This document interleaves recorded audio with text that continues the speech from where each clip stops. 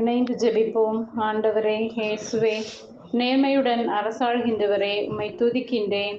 நீர் அளிக்கும் விடுதலையை நோக்கி அழைத்து செல்பவரே, உம்மை புகழ்கின்றேன். நீர் அளிக்கும் வெற்றியில் நான் என்றும் மகிழ்ந்திருக்க கிருபை தந்தீரே, நன்றி கூறுகின்றேன். ஆம் ஐயா, ஆனாலும் மேசையின் கீழ் இருக்கும் நாய்க்குட்டிகள் சிறு பிள்ளைகள் சிந்தும் சிறு துண்டுகளை தின்னுமே என்று பதிலளித்தார்.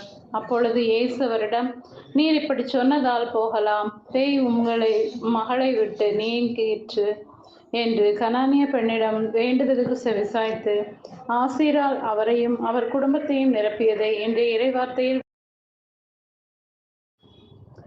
வாசிக்கும் நான், நீரே என் இறைவன் என நம்பி உம்மை எந்நாளும் பின்தொடர்ந்து வருபவனாகவும் உம்மால் என் வாழ்வில் அதிசயங்களை கண்டு கொள்ளவும் கிருபை தாரும். என்னை முதலில் தேடு, இம்மைக்கும் மறுமைக்குமான அனைத்தையும் உனக்கு வாக்கு பண்ணுவேன் என உமது வார்த்தை சொல்கிறதே அப்பா. மூவொரு கடவுளான உம்மை தேடி அடைந்திடவும் நம்பிக்கையுடன் உமது வழி தொடர்ந்திடவும் நல்மனம் தாரும்.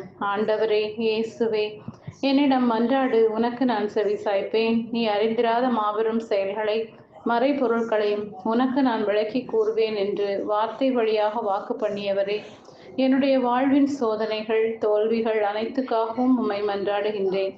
என் கேள்விகளுக்கு விடைகளை காட்டும். உமது ஞானத்தின் ஒளியால் வேதத்தின் விளக்கங்களை அறிந்திடவும் திருவுளத்தின் பாதைகளை கண்டிடவும் கட்டளையிடும்.